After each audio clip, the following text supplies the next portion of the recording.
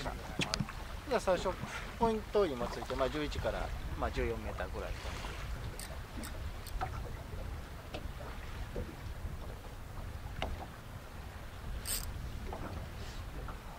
今なんか当たりましたけど、イカっていうよりは魚っぽかったかな。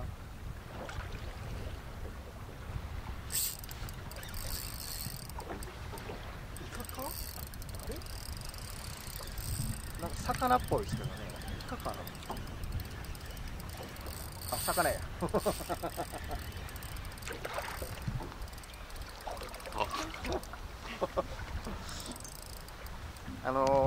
たまにね、こういう魚、アコウですね、釣れる時あります。こう当たりがちょっとね、アコウっぽかった。はい、いいですしますね。美味しそうな。はい、これね、たまにね、かかったイカにね、アコウ、大きめのアコウが食いついたりする時もあるんで。イカの場合はココンっていうよりはもう、こう、ニュッとこう持っていくような感じなんで、かかったらすぐ分かると思いますけど。でも水深が浅いんで、早めにこう回収してまた新しいポイントに入れ直してます。こう船が流れてるので、新しいポイントっていうのは言ったら背中側になりますから、こっちずっと流しても古いポイントを攻めてるだけなので、基本やっぱり新しいポイントをね打っていった方が効率がいいので。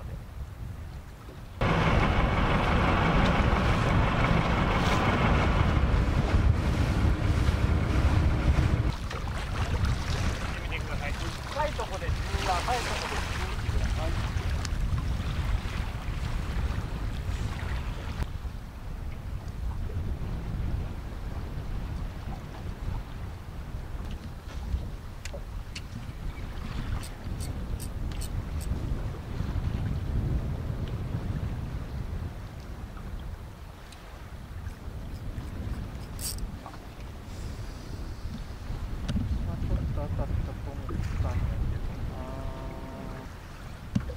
当たりでした。当たったと思ったんですけど、本当に小さいこう抱いてるっていうよりはこうちょっとポンってこう弾いたような感じしたんですけどね、取らなかったですけど。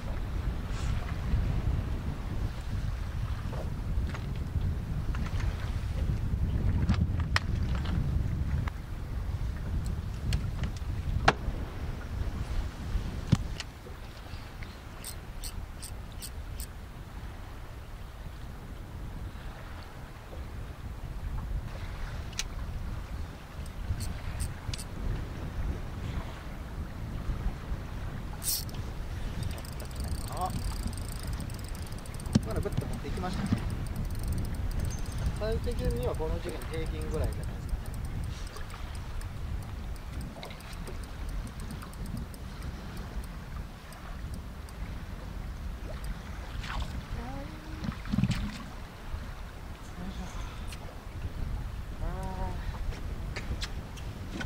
可愛いですけどね、来ましたね。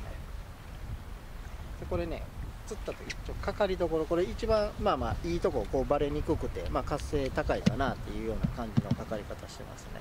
でこう例えば触腕だけにかかってるとやっぱりこうちょっと何かが覆ってないというか、イカのね活性が低いかもしれないですね。はい、可愛いですけどリリースしますね。こう今ちょっと船の流れが、いい感じといえばいい感じなんですけど、ミクロスだとねちょっと離れすぎてるので、私もブリッドシンカーというやつのこれ今、10g 今さっきやったちょっと離れすぎるなと思って 15g つけました。それでラインの角度的にね、一番いいかなと思って今やってます。で私このティップランの釣りでね気にするのがやっぱりラインの角度ですね。こうやっぱり離れすぎるとエギアクションをさせても動かないですし、古いポイントを叩くっていうのであんまり流しすぎないんですけど、それである一定の角度を保って釣りをするのが一番ね効率よくこうポイントを攻めていけるので、そういうのを気にしながら釣りしてます。そのライン角度ってどのぐらいに調整するのが？ここから見てあくまでもイメージなんですけど、60度から80度ぐらいがいいんじゃないかなと思ってます。もちろん45度でもいいんですけど、水深にもよりますね。パッと見て何度って言われたらちょっと分かんないんですけど、こう逆に真下っていうか90度になってるとどうやってですかね、テーリング言うてカンナがライン引っかかったりすることもあるんで、だいたい80度から60度ぐらいのイメージになるようなエギをチョイスしてやってます。それでも進化を足したりエギ単体でそれができるんならそれでいいですし、今持ってきましたね。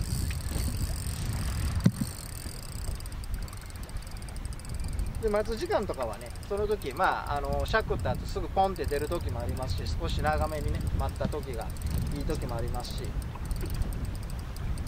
こう例えば自分が釣ってなかったら釣ってる人のね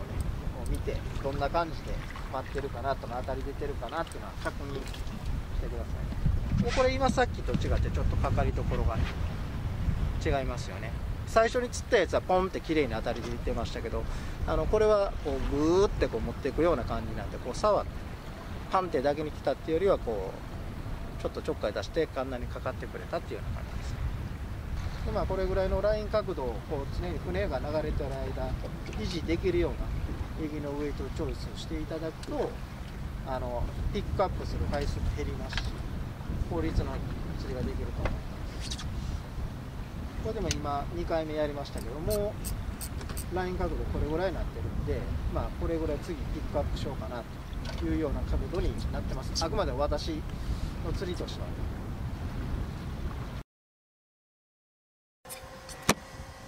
じゃあ大西さん、今シーズン初期ですけど、はい、ミクロス、ライトチューン、はい、レギュラーあると思うんですけど、はい、それぞれこう使い分けを20秒でお願いします。まず私ポイントについたら先にミクロス使います。それで釣れればこれで OK です。次もし反応が悪ければこっちですね、ライトチューン 23g スローフォールでイカを誘いたいと思います。でミクロスで釣れて活性良さそうだなと思ったらより大きいイカを狙って 30g のレギュラー。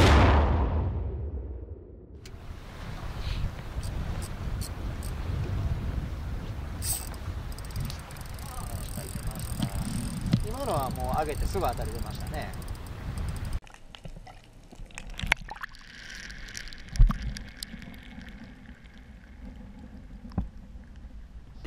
今これねこう尺って止めた後すぐ当たり出たんで、あと最初言ったこうかかりどころもねこの裏側にかかってるんで、こうイカの活性とか、誘いとかエギのカラーとか合ってるのかなと思いますね。裏側にかかるっていうのはどういう状態？あくまでもイメージですよ。実際見てるわけではないので、こう後ろからこう背中側にだけついてくるとちょうど乗った時にこう合わせるとここにかかるようなイメージですね。で仮に横から抱いてきたらちょっと違うありましたけど、こうちょっと横側のこう腕にかかってるっていうようなイメージですね。でこの時期の小さいイカなんでドラグもね本当にこうゆるーくねこう合わせたらもうジッてこう出るぐらいの、あんまりこうキツキツにしてると右で合わせた瞬間にねこうゲソだけ切れることがあるので、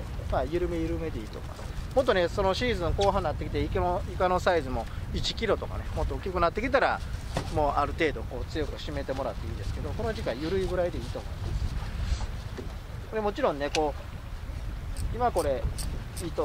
音出てますけど、こうでも尺った時に出るってことはエギのアクションとしては緩くなってるんですよね。こうキビキビした動きをしてないっていうことなので、キビキビした動きがいい時は少し強めにしてもらって、逆にこうその場でふわふわしてるのがいいっていう時はドラグ緩めにしてもらって、その時の状況で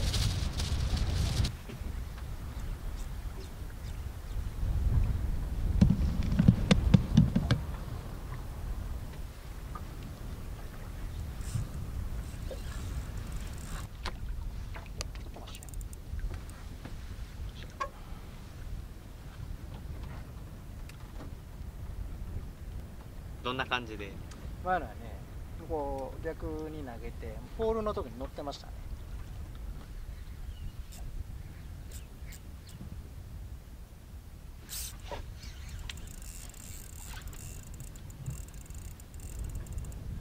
穂先がふわふわしてからピッとやりましたね。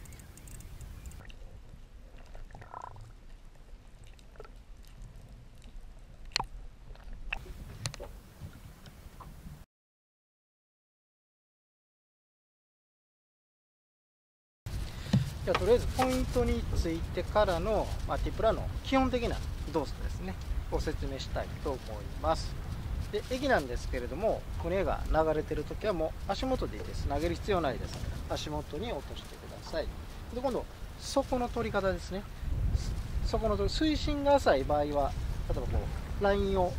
今浮かべてますけど、海面に 20m ぐらいまでの浅いところだったらこれでいいと思います。マーカーのあるライン使ってることが多いんですけど、このマーカーの今つきましたね。のでつきました。で、底ついたら糸吹きをハンドルを何回か回してもらって糸吹きを取ってからしゃこり始めます。だいたいそこからイメージ的に 2,3m ぐらい上げるイメージですね。3回4回5回とか、それってあくまでもまっすぐ押してる時なんで、斜めになってるともうちょっと回数を巻かないとその 2,3m 上まで上がらないので、それはライン角度見ながらね注意していただきたいと思います。誘った後はピタッてこうロッド止めてください。たまにこう上げた後こう音下ろす人とか言ってるんですけれども、基本は誘います、止めます、で当たりを待ちます。でこう余計なこう動き上げたり下げて余計な動きするとイカがこうちょっと息が離れることがありますので、必ずで止めた瞬間に当たりが出ることもありますし、それこそ、ちょっと活性が低い時とか、そういう時は例えば20秒30秒待つって言ってもエギがそこにあるわけじゃなくて船が流れてるのでエギは移動してるということになりますね。これの釣り方はシャクった後止めてエギが水平移動してる時に乗せる釣りなので、おかっぱりの例えばエギみたいにこうシャクった後ポールで乗せるとかそういう釣りではないので、もう当たりがなければまたレールをこうしてもらって、この動作の繰り返しになります。でたまに見かけるのが誘って、特に丘からのね釣りをしてる人に多いんですけど、誘って当たりがなくてまた誘い上げる、で当たりがなければまたこう誘い上げていく。もちろんねそういう方もいらっしゃるんですけれども、基本はあくまでも底を取って誘ってまた底を取るっていう動作の繰り返しになります。というのもこれは棚ボケね、棚ボケをさせないためですね。もちろんねアオリイカバーってついてきてこう上げてこうイカもついてくるんですけど、イカを上げちゃうとね、そのどこで次じゃあどうするっていう話になってくるので、基本はそこ付近で釣りをするというのが重要になってきます。で当たりがありました。当たりがあって乗らなかった時の動作の話ですね。で当たりが仮にあったとして合わせます。乗らなかったとしたらこのまま待つのも一つの手ですけど、必ずねこう合わせて乗らなかったこう落とさないことね、そのまま直にボンとここで待つか、もしくは糸吹きを取ってもらって同じポジション、合わせやすいポジションに持っていく。活性ね高いやつはだいたいこれで乗ってきます。もちろんねドンってやって落としてそれもうその場にイカいてる時は乗ってくる時ありますけど、経験上あんまりそれで乗ってきたことがないので、合わせて乗らなかった糸吹き取ってその場で待つ。それとあとタックルなんですけど、今使ってるのはティポラの専用の竿になります。でP ラインは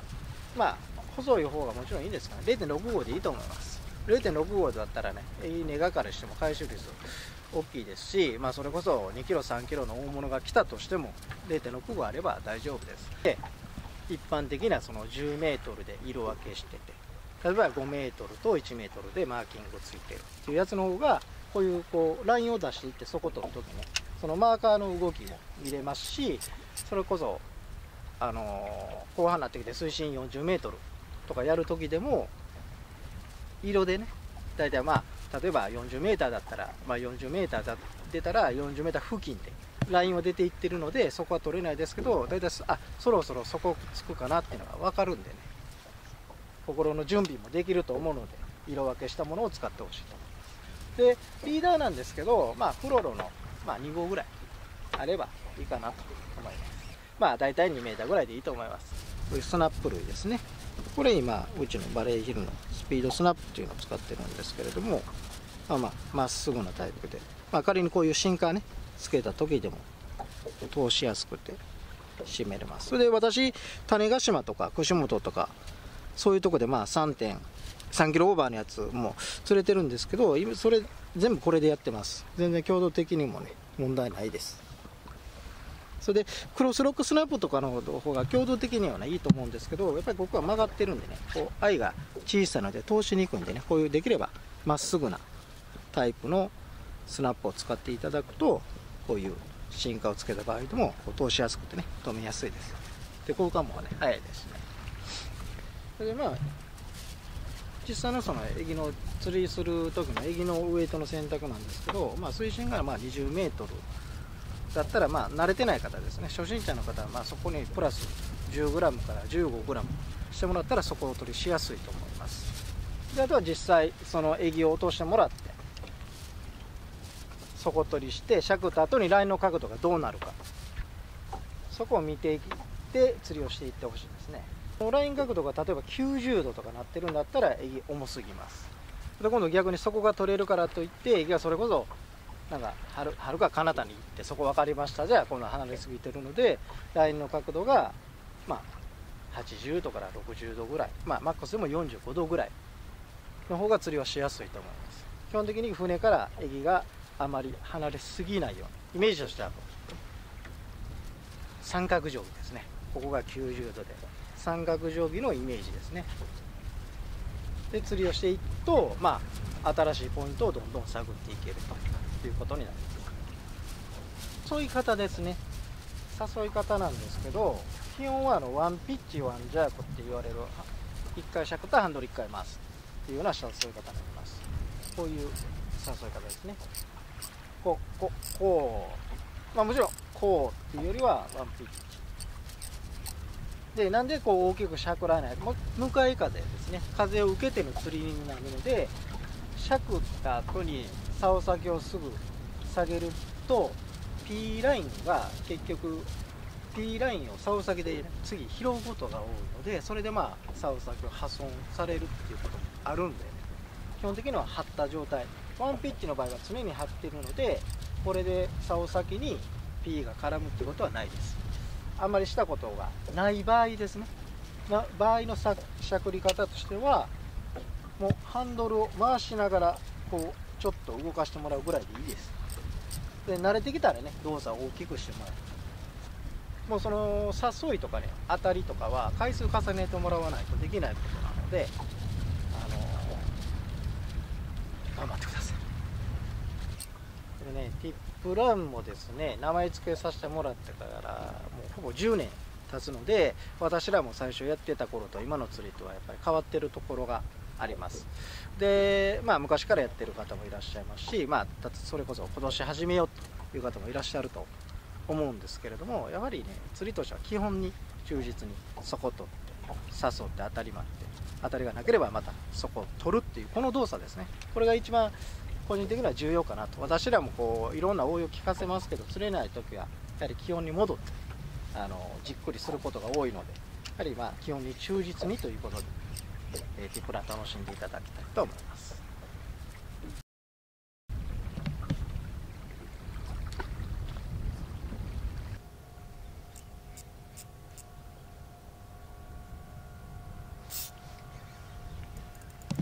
ふわふわふわふわしましたね。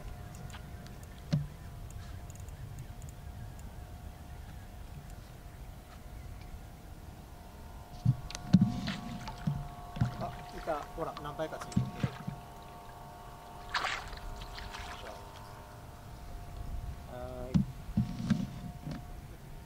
ついてきてますね、ここ。これそこいっぱい置いてる。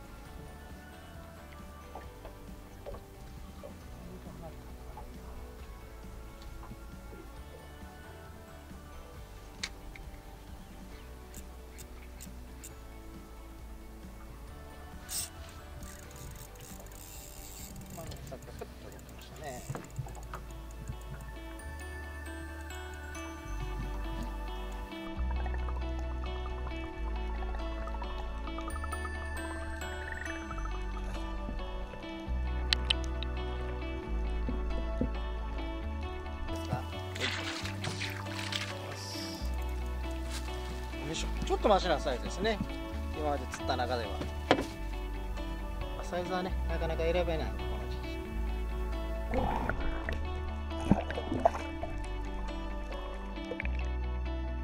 はい、今日は石川県の方でご覧させてもらったんですけど、今年は他のエリアも一緒で聞いてるのは、少しイカのサイズが小さいっていうので、実際、去年に比べると少し小さいかなって感じましたけど、後半ですね、10月入ってから、一回りも二回りもイカも大きくなりますし、より、楽しくティプランできるんじゃないかなと思います。今までされた方も今年される方もですね、やはり私は基本的な動作っていうのがすごく重要だと思ってますので、まず基本をやって、それからいろんなね、その現場での応用っていうのがあると思うんですけど、それを試していっていただきたいと思います。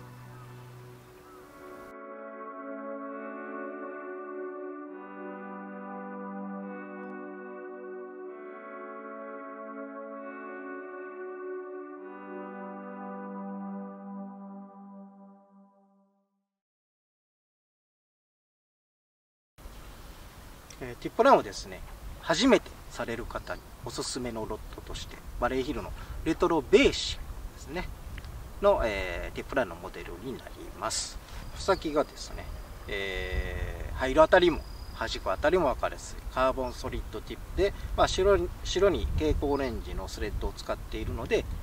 すごく視認性に優れています。でベリーは、曲がってくれると。でガチガチじゃなくてね、ちょっと大きいイカがかかってきた時曲がってくれる、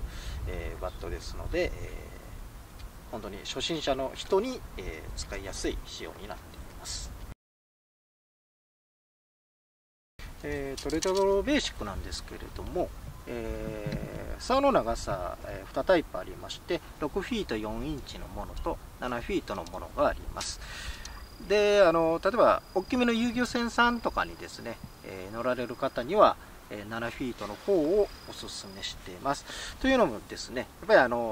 誘いのストロークとフッキングのストロークですね、慣れてる方はですね、短い竿でもちゃんとしゃくれると思うんですけれども、ティップラン慣れてない方は少しね長めの竿を使っていただいて、エをしっかり動かすと、あとそれとフッキングのストロークですね、少しでも長い方がしっかり掛け合わせることができますので、7フィートの方を最初はおすすめしたいと思います。で次にですね、6フィート4インチのモデルはですね、例えば、ご自身で船を持たれていて、それで釣りをされるんで長さは気にしないとかいう方とかですね、あと遊漁船さんでも少し小さめで、人と隣の方との間隔が狭いので、取り回しを考えて、短いものっていうのが、必要な場合もあると思います。これがですね、スクイッドシーカーのミクロスですね。エギのサイズでいうとサンゴになります。でウエイトは 23g で、これの使いどころとしてはシーズン初期、またイカが小さい時と、あと後半でもですね、小さいベイトイカが変色して捕食している時とかはこのサイズがいいですね。こちらはですね、スクイッドシーカーのライトチューンになります。サイズは 3.5 号、先ほどのミクロスと同じ 23g になりますが、このヘッドですね、ヘッドの素材がですね、亜鉛合金になります。それでここ見えるかな、ここ L って入ってますけど、これライトチューンのレコ L って入ってますので、これが入ってるやつはライトチューンになります。で 3.5 号で 23g ですので、ミクロスに比べても、沈下速度が遅いです。だからちょっと、水深の浅いところとか、イカが少しですね、液に触りにくいところとか、スローに見せた方がいいときはやっぱりこのライトチューンを使っていただきたいと思います。そしてこれが、スクイッドシーカーのレギュラーと言われる 30g のものですね。液のサイズでいうと 3.5 号、水深がですね 20m 以上の場合、基本これ使っていただきたいと思います。もちろんね、その船の流れるスピードでウエイトを調整していただきたいんですけれども、